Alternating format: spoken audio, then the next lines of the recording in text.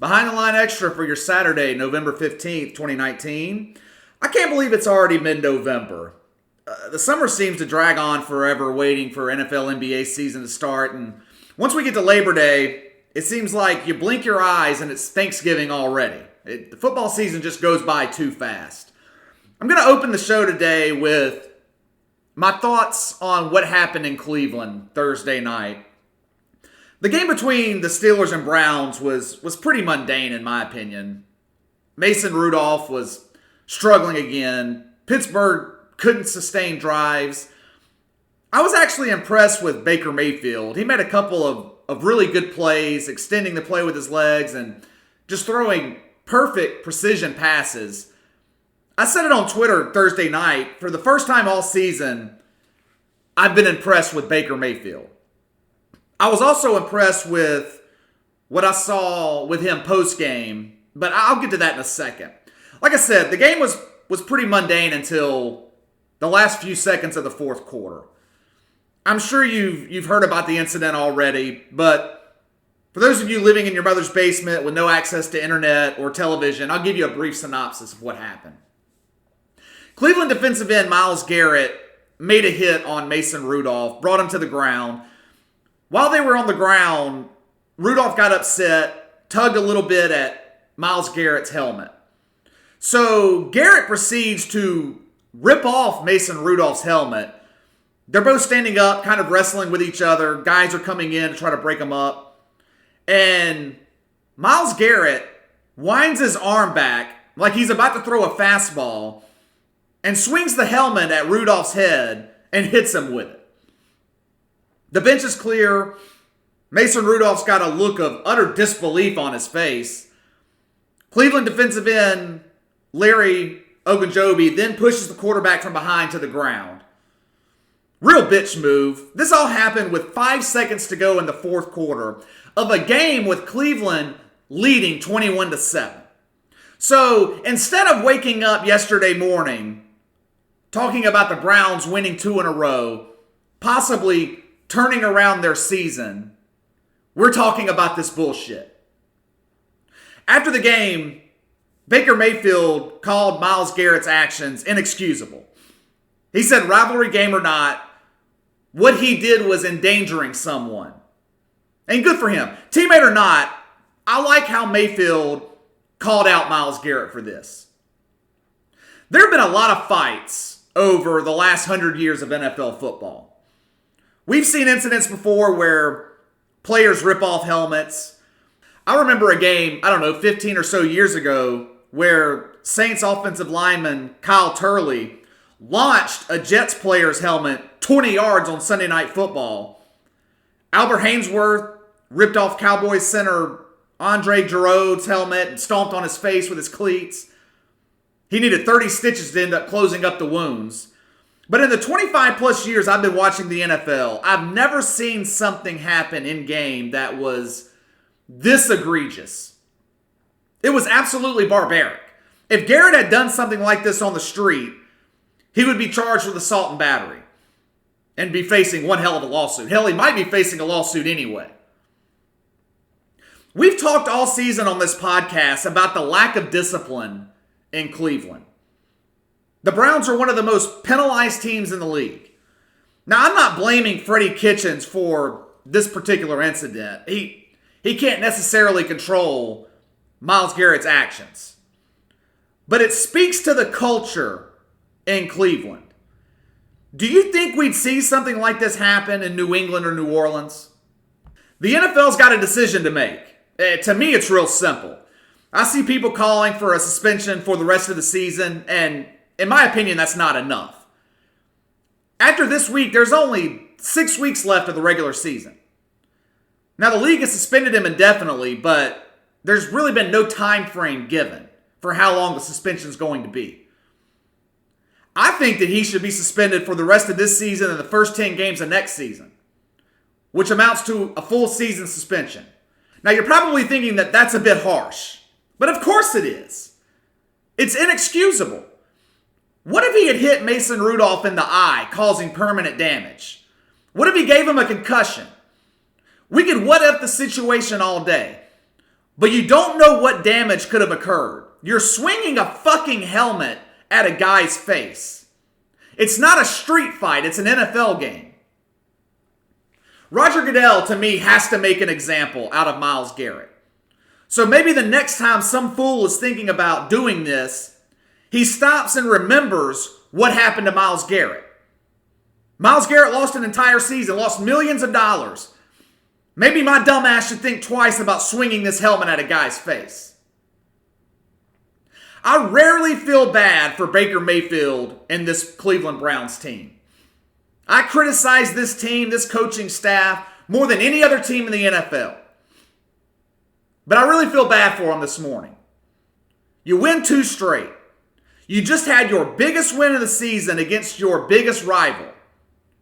People were talking before the game about Freddie Kitchens possibly being fired if they lost to Pittsburgh, because the last 6 Cleveland head coaches were fired after a Steelers game. The Browns should be on cloud 9 right now, possibly turning their season around, like I said, almost inching back into the playoff race. Baker Mayfield, I thought, had a great game. And all anyone is talking about is Myles Garrett. Someone else everyone is talking about right now is Carmelo Anthony. Carmelo Anthony's back in the NBA, signed on with Portland the other day. Over the summer, he did an interview with Stephen A. Smith, and he said he wanted to come back for one more season to do a retirement tour. My question is why? I don't think Carmelo Anthony's earned a retirement tour. Guys like Dwayne Wade, LeBron, they've earned the right to have a retirement tour. But Melo? A guy who's been to the conference finals once. A guy with 9 first-round playoff exits. What has Carmelo Anthony accomplished to deserve a retirement tour? Is he a Hall of Famer? Sure. I'm not going to take that away from him. He's had a great career. But in my opinion, Melo is one of the most overrated players in the history of the NBA. Prolific scorer. He's a great isolation player. Horrible defender. He's a relic of a bygone era. This isn't an ISO league anymore. The NBA has passed guys like Carmelo Anthony and Dwight Howard by. Now, I don't think he's going to cause the kind of problems in Portland that he did in Oklahoma City or Houston, where he was refusing basically to come off the bench. I think his ego has taken a huge hit over the past year, because I think he's come to the realization that he isn't really needed. Guys like Melo, they're normally the last to realize that their career is over. I think he's come to the realization now, and I think he'll be humble in Portland. This is a no-risk deal for Portland. The contract's non-guaranteed. Portland's sitting at 4-8 right now.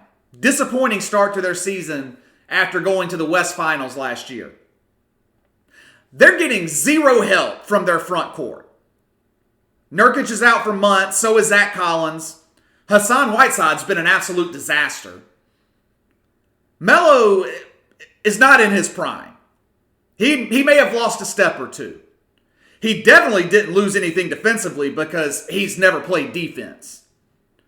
He should get plenty of wide open shots with most opposing defenses focusing on Dame Lillard and CJ McCollum. But even though this is a no-risk deal for Portland, I don't understand it. The Blazers' problem is defense.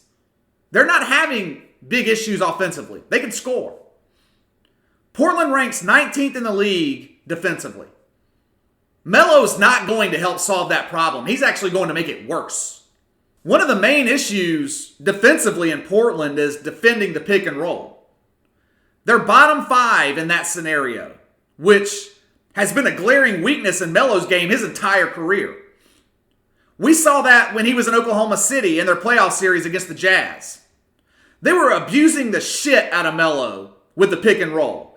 It got so bad that he was benched the entire fourth quarter of Game 6. This is a nice headline for Portland, I guess, but signing Carmelo Anthony isn't solving their problems or saving their season. They need Nurkic and Collins back as soon as possible. All right, let's get to the NFL plays for the weekend. I really love my picks in the NFL this week. First game up, Atlanta at Carolina. Current line's Carolina -4. Don't take this as an overreaction to last week's upset win against New Orleans. I promise you I'm not overreacting. But Atlanta's one of my favorite picks this week. Carolina's kind of come back down to earth the past few weeks after winning 4 straight with Kyle Allen.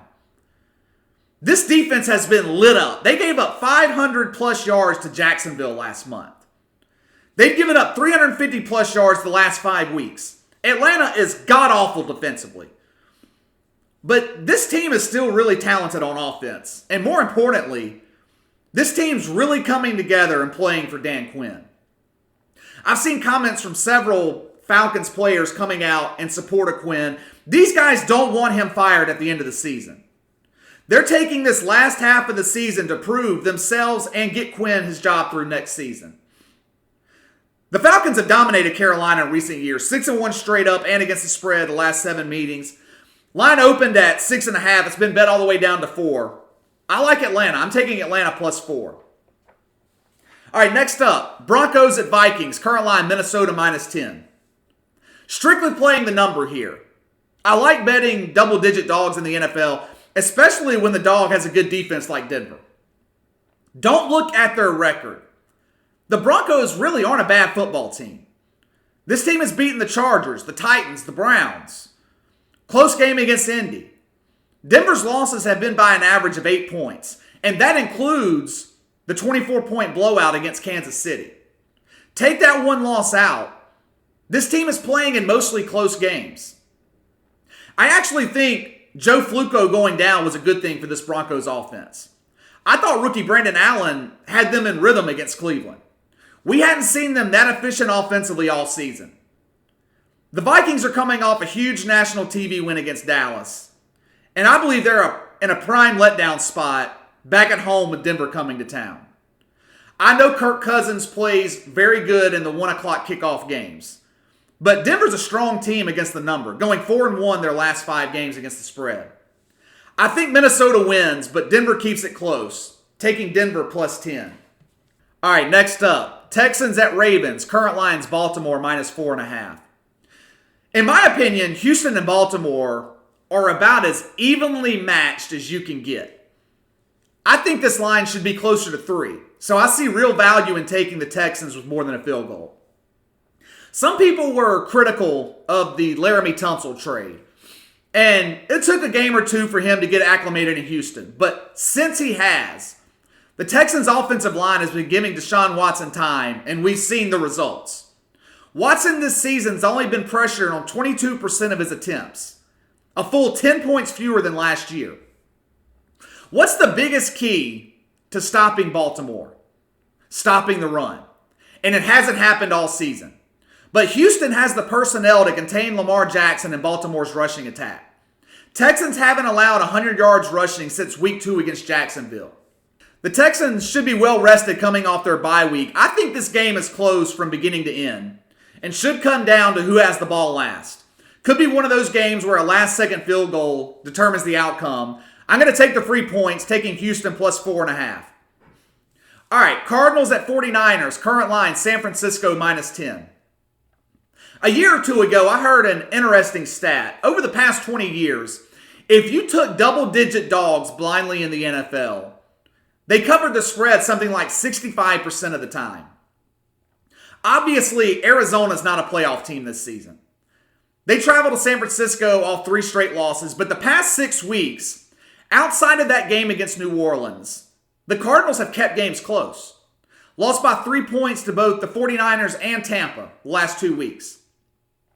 Earlier in the season, Kyler Murray was struggling in the first half of games. But that's no longer the case. He's getting better as the season progresses.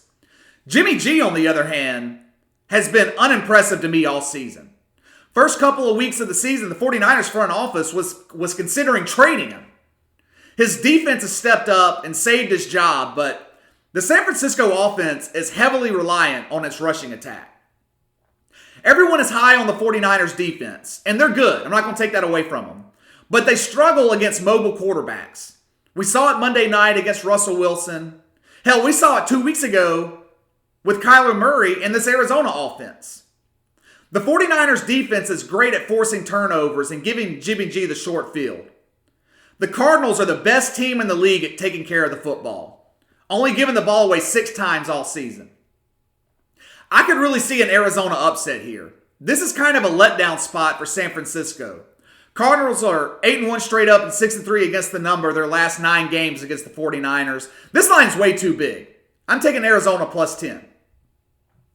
All right, last game, Patriots at Eagles. Current line, New England minus 4. Doing something that I rarely do, and I'm taking a road favorite. Look, there's 2 things you don't do when betting NFL games. You don't bet against Brady and Belichick coming off a bye week, and you don't bet against them coming off a loss. We have both situations here in this game against Philadelphia. I like the Eagles to win the NFC East. Philly has to have their running game to open up things for Carson Wentz. And they're banged up in the backfield. Darren Sproles out for the season. Jordan Howard has a shoulder injury. And rookie Myles Sanders has a shoulder injury. At this point, who the hell knows who's going to be in the Philly backfield tomorrow? This is also a revenge game for New England. Don't think for a second that Tom Brady has forgotten about their Super Bowl loss to the Eagles.